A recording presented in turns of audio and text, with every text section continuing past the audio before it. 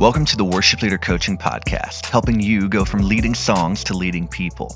I'm your host, Caleb Holgerson. On this show, I talk with local church worship leaders about worship, leadership, creativity, and teamwork. We believe that by working together and learning from each other, we can build worshiping churches that are passionate about the presence of God. Let's get started.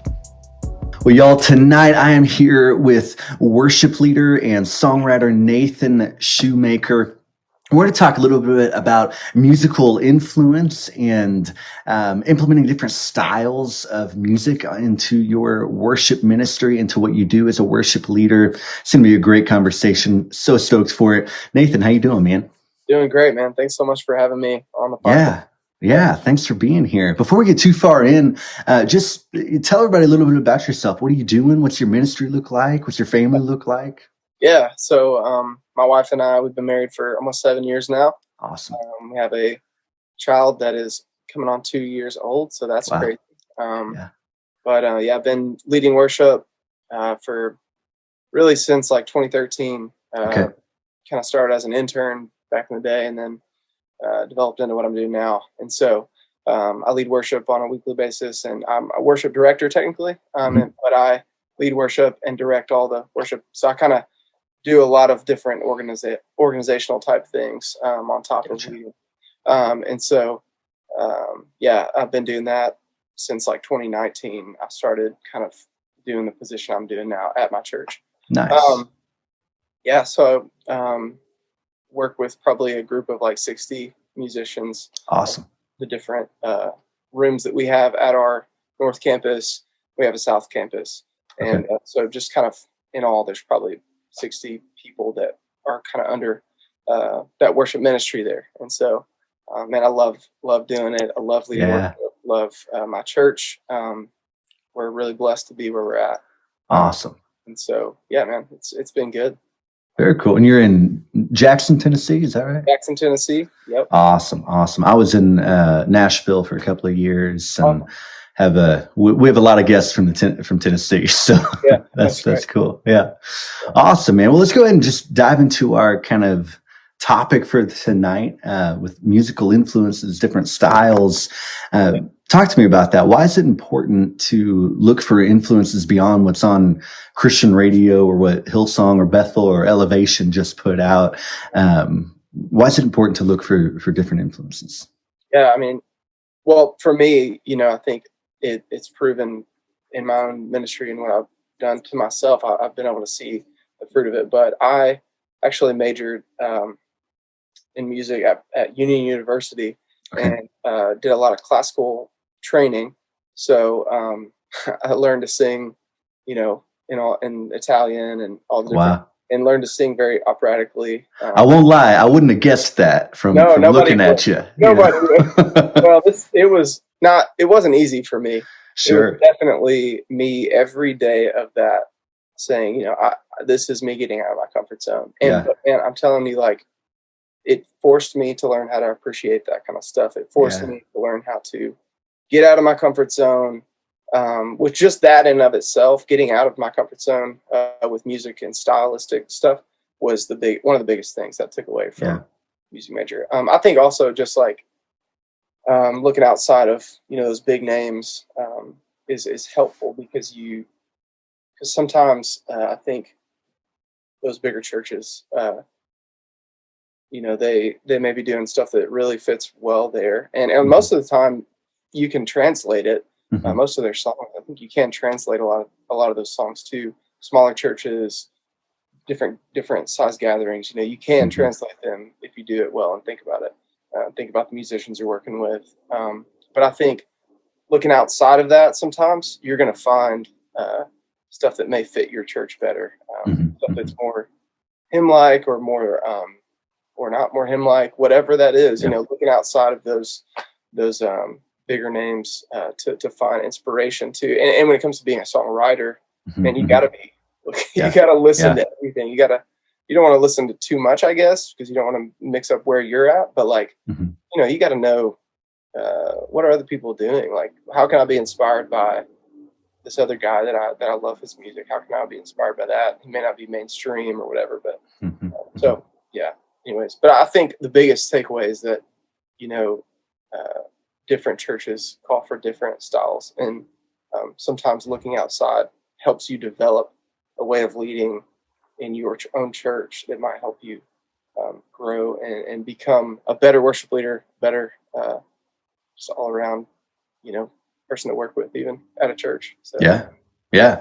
We'll talk about some of your influences some more. I mean, is some of those, things that influenced you when you were, in college and studying, singing in Italian, and, how has that really influenced your worship leading? How is it, and how do you take some of those things and give that to your band as well? Because obviously it can influence you, but it needs to influence your team and to go beyond you.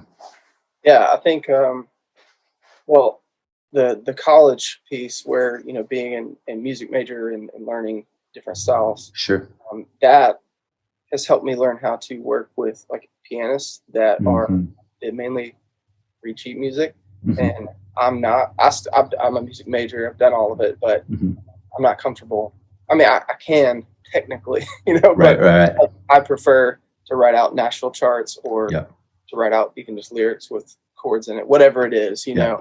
That's just my preference because I can Yep. usually hear stuff and play it, just like a lot of worship leaders do these days. Yep. So that's helped me a ton in working with those kind of people Mm-hmm. who have that classical background and don't necessarily have the background that or the tendencies that I do. Yeah. And so it's helped me communicate with them better and know what they need better. Yeah. Do you have any like practical tips you can give me for that? Because I actually am about to bring somebody on my team who's a classically trained pianist, and I've worked with a lot of classically trained people. It can be difficult, and I get questions about that with worship leader coaching all the time. How do I give this person a chord chart, because it really kind of dumbs down music for them? So do you have any practical tips for that? It's not a bad thing. I think a lot of times we can feel bad for chord charts, but they're useful. They work, and but I think just as many resources as you can find for those people to help them move into a place where eventually maybe they can read those chord charts with no problem. But you kind of want to move them, so you want to grow them. Obviously, you don't just want to say, well, you're classically trained, so I'm only going to treat you like a classically trained pianist. Right. I mean, I think that's the easy way if you're going to just buy music for them and say, hey, play this. But over time, they're never going to grow, and they're never going to learn, hey, how do I play in a different setting? How do I play? So I think probably starting out, finding what fits that person the absolute best. So if that means you got to purchase charts from Praise Charts or whatever, purchase like, piano vocal, and say, hey, and mark out the sections you don't want him to play. Right. Or do want him to play, whatever, highlighting those sections in a PDF like preview or something. I think doing that, it definitely takes work. It's like, I'm really thankful for this, but also like, I got to figure out how do I make this fit within the team well, because you don't just want to throw somebody up there and just be like, well, they've played in a classical setting, they can just easily switch. Right. But sometimes people can't, sometimes they're great at it. Some people are, but I've seen a few people that I know here in town that they can do that really well. And our pianist at church has had years of playing with Nashville layout charts, not necessarily Nashville numbers, but like Nashville rhythm charts. And so she can read that and usually can memorize the parts and not have to necessarily look at piano sheet music. But I'll still give her sheet music, just because she likes being able to see it that way. It's hard for my brain to imagine reading music that way. Right. No, I get you. It is. So I'd say just finding as many resources as possible that are not going to cost you an arm and a leg, to give that person every week until they can kind of learn how to branch out, taking it slow, I guess. Yeah. So. Cool. Well, I think I cut you off a minute ago. You're about to answer another question about who's influenced you, or who are some people you're listening to right now that are maybe a little bit different than what your kind of natural style is. Yeah. Let's see. In the worship type setting, it's hard to say because there's so many different people I listen to, but I think probably, I mean, Chris Renzema. Sorry. He is definitely doing some interesting stuff that I think um, it steps out of the box a little bit, which is kind of nice. But I don't do a lot of his stuff on Sunday mornings. Well, I haven't done any of his stuff yet, but it's kind of helping me inspirationally to listen to that. I think United Pursuit is always different, compared to your normal sounding worship type anthem. So they're good to listen to for me. And occasionally I'll do a song of theirs. And then there's also City of Light, I think is what they're called. City of Light. They're doing a lot of stuff. And at first I wasn't super a big fan, but I think I'm starting to really, they're growing on me a lot. Sure. What they're doing is catching a lot of people within a certain, that enjoy a certain sound, like that Getty sound, that hymn sound, that like sweet tone, it's kind of more mellow, and I tend to go towards like stuff that's just hoorah, Yeah. I love that stuff, and I love big drums and big, big production. Like as far as like the sounds go, those draw me in for sure. But learning to appreciate the tender sounds in music is something I've had to do. So yeah, for sure. Well, so let's say there's a worship leader listening to this who say he's everybody you just listed off. He goes, yeah, I listed all those guys too, but I don't know how to implement those things onto my team. Where would you start? Do you have any advice for that? Yeah, I think well, it depends on what. So I'd say answer first, like what's your background? Like what is that? And just identify, am I a classically trained worship leader? Am I which probably most of the people that are listening to this, worship lead in a way that's more modern, I would get. And that's the tendency these days, so identify, do I lead in a modern way where I'm playing, Hillsong stuff, whatever those things are. Do I lead those kind of songs often? Identifying where you are strong, and then from there, going to those bands and saying, okay, I'm not going to lead this song this Sunday, but I want to work on this song for the next 5 weeks, just in the room, at the house, and just learn it so that when I take it to the band, or maybe not 5 weeks, maybe like give yourself like 3 weeks, just whatever you need. But like, take one of their songs from one of those bands that you're wanting to be able to implement that style, and find the one that you think will resonate with your church, and practicing it on your own. Record yourself as much as you can, whether it's iPhone or whether you want to go all out and get in Logic or whatever you use, and record it that way. And I think just practicing it in that way, and then once you're comfortable with all the chord changes that may be in this song or whatever, like for instance, this week our pastors asked me to do "Hold Me Fast" by the Gettys. Great song, love it. But and I'm pretty used to playing songs like that. But for someone who maybe like is used to playing like 4-chord, 5-chord songs that are more like melodies, kind of separate from the movement of the chords, it would be a little bit of a challenging song to play. So what I'm going to do is I'm going to take that song by myself and spend a couple hours with it, just making sure I'm super comfortable with it.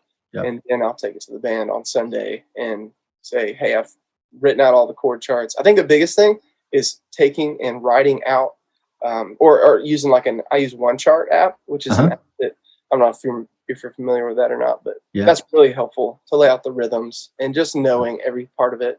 I think one of the things some worship leaders have a hard time with is building tracks and building charts that are accurate to, the actual layout of the song, if they don't already just buy tracks from multi-tracks, which I think most people do. But going through, and if you buy them directly from multi-tracks in there on the Prime app, then obviously take the time to know what the rhythms are of each chord, know each transition. I think just knowing those songs through and through is gonna get you there.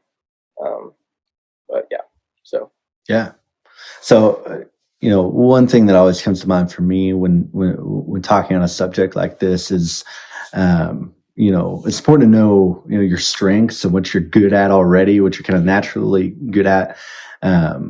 So with adding in something new, how do you balance that? Like, hey, this is kind of my lane because I know what I'm good at as a worship leader. But adding in a new style, that's something completely foreign.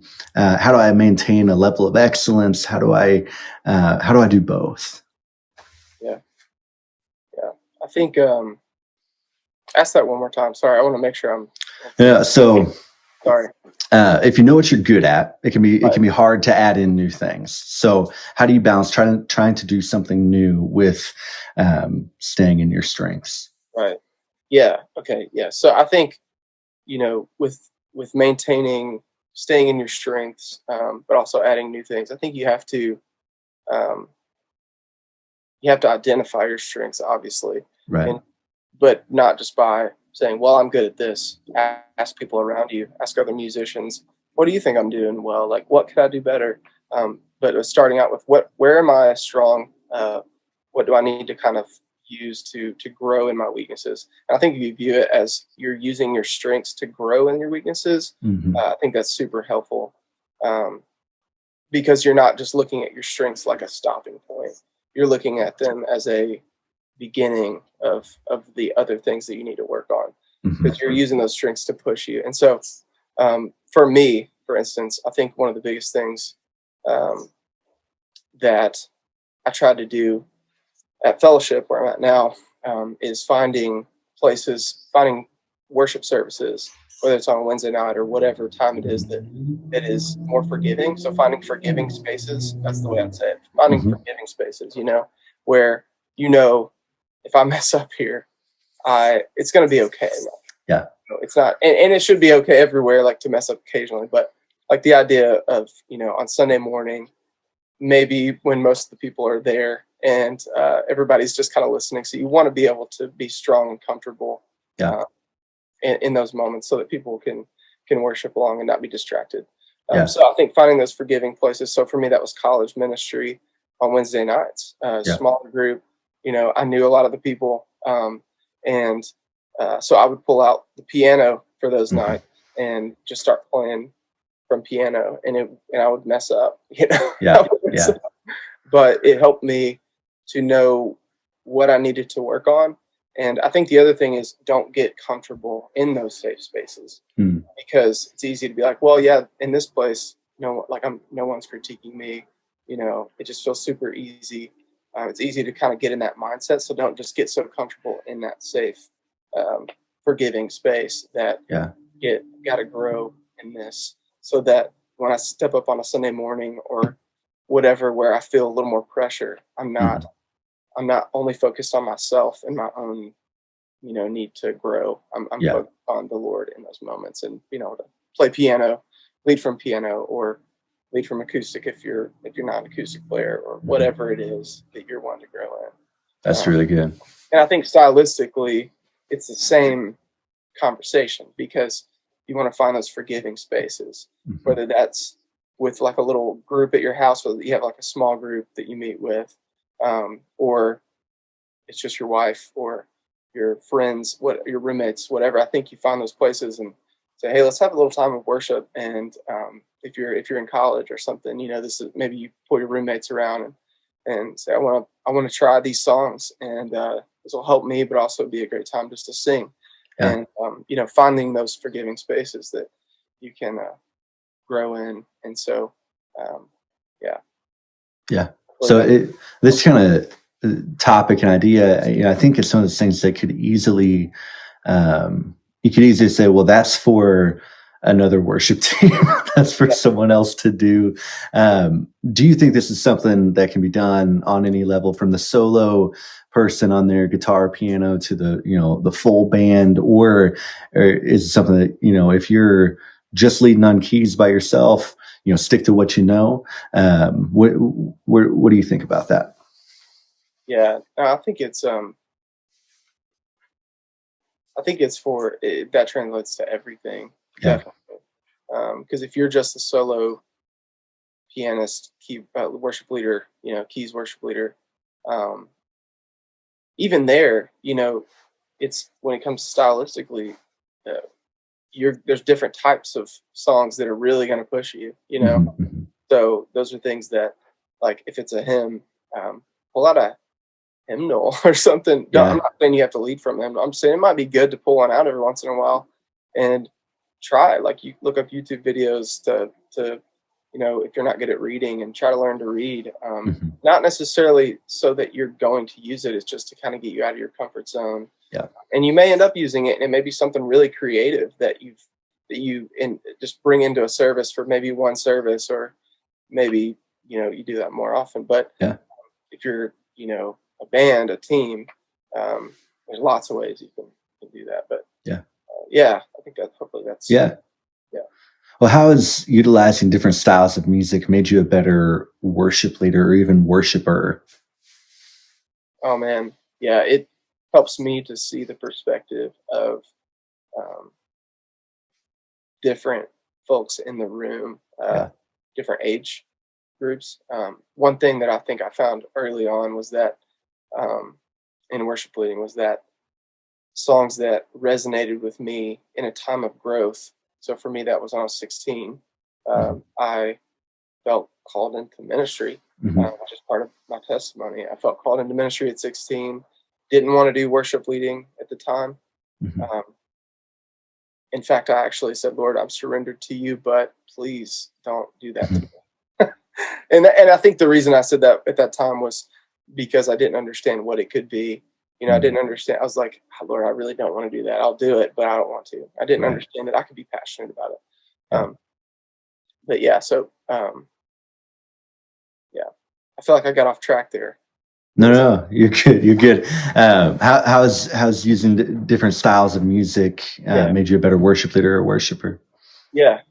So it's helped me um, just grow to learn other people's uh, desires in worship. And here's what I was going to say. Um, for me, early on in worship leading, um, there was the song "Our God" by Chris Tomlin that we Yeah. sang at the church camp. It was a part of. It was just one of the songs that was a very moving song for me at the time. And when I hear it today, I've sang it so many times that it doesn't necessarily move me the same way. Right. Right. but um, but like, it still takes me back to a place where I was growing, Yeah. and it still takes me to a place where God was doing something in me and raising me up in a way that I couldn't have necessarily explained at the time. And so for a lot of the older folks in the room at our church, or wherever I'm leading, uh, those folks had songs like that. And a lot of times those were hymns. A lot Yeah. of times those were songs that, are deep in the hymnal, and some of them are so hard to play that it's Right. maybe not worth it.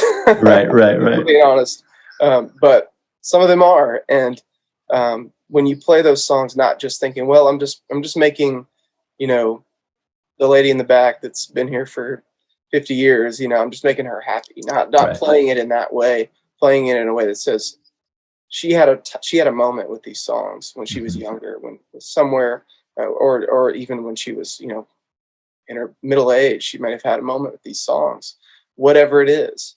Um, and realizing that that takes her back, or that person back, to a place of worship where they grew in their relationship with God. Yeah.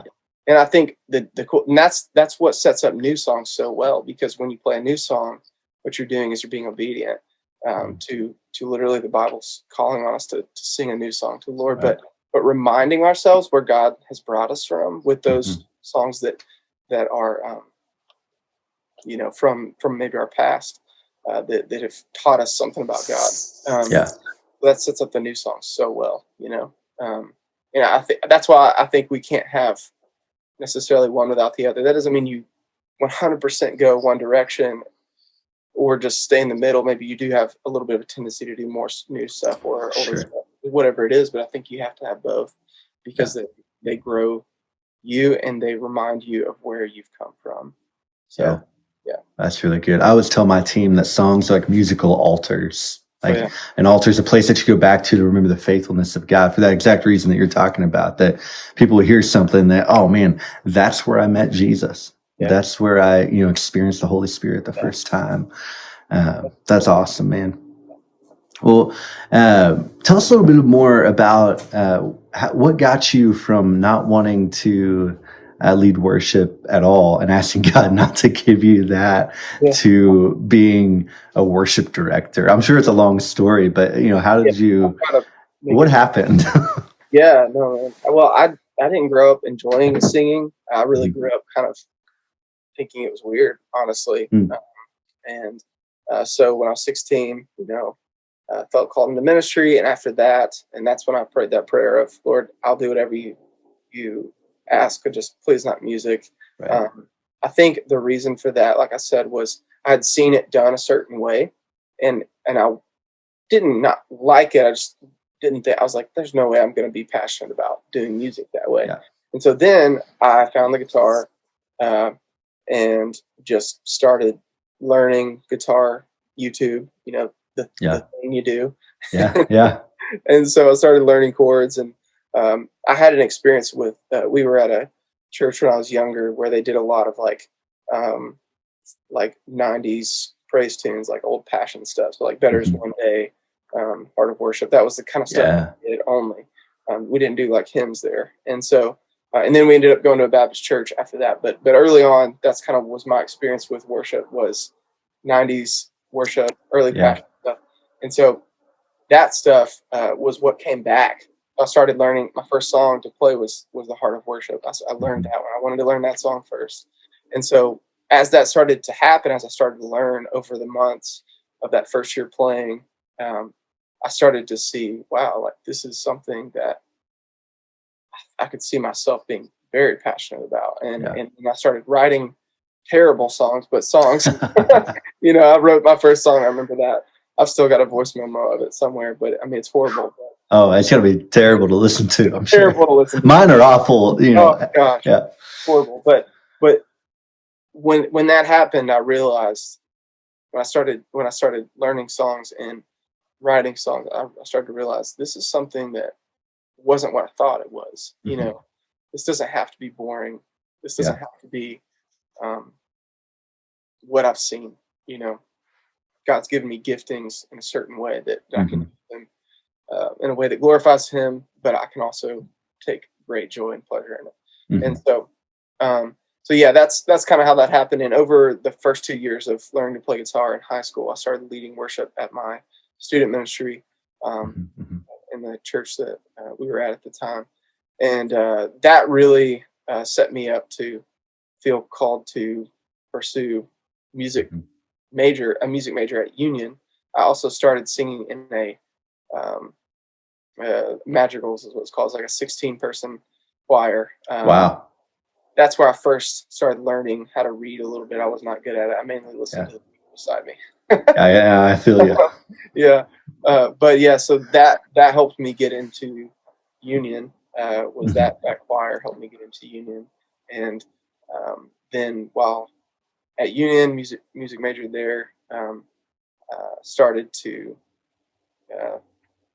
do music theory and all those things, and even sang in choirs while I was there, and kind of enjoyed it, kind of didn't. It was what it was. But while I was there, my freshman year, I started interning at a church in town, and was leading worship on every Wednesday night. And so I started to see how music theory and worship leading meshed, and that really got me pumped up, because I was like, this is making sense. Like, this is how I can lead these bands well. I can lead the bass player well. I can lead the pianist well, or the keyboard player well, whatever, drummer well. Like, I can use these things to really influence. And then vocally, I was able to learn how to just have a bigger register and also sing in a way that was better than what it was. Sure.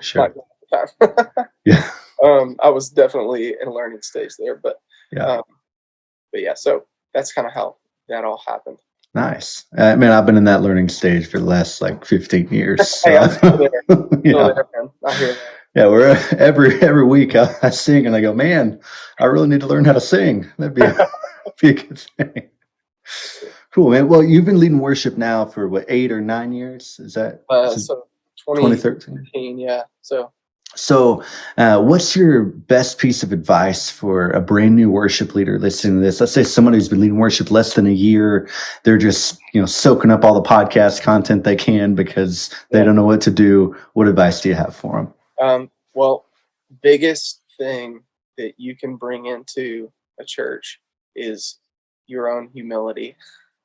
So coming in with humility, leaving with humility, being there with humility, man, biggest thing you can remember, because you're always going to be growing. There's never a moment where you're not growing. You never meet the end of the growth. So humility has to be with you at all times, because um, there's so many instances with your pastor or with other people on your team that is going to rub you the wrong way, or it's going to make you feel uncomfortable. And if you're not in a state of humility, then you're going to create tension between you and that other staff member or team member, whatever that is. And then you're not going to be able to focus on growth. You're not going to be able to focus on worship leading. You're going to be worried about mending relationships. And so I think humility is the biggest thing that you have to have as a worship leader, as any church leader, really person in general, but like as a worship leader, because it's really, really easy as a worship leader to become, this is the way I like to do it. This is the style I like. And maybe more so, a little bit more so than like a pastor, because pastors preach a sermon and they do have to have humility on bringing the word of God in a way that's truthful and all these things. But there's so many things about music that can pull our emotions, and make us think, well, this is the way I've been doing this for years, or this is the way I've wanted to do it.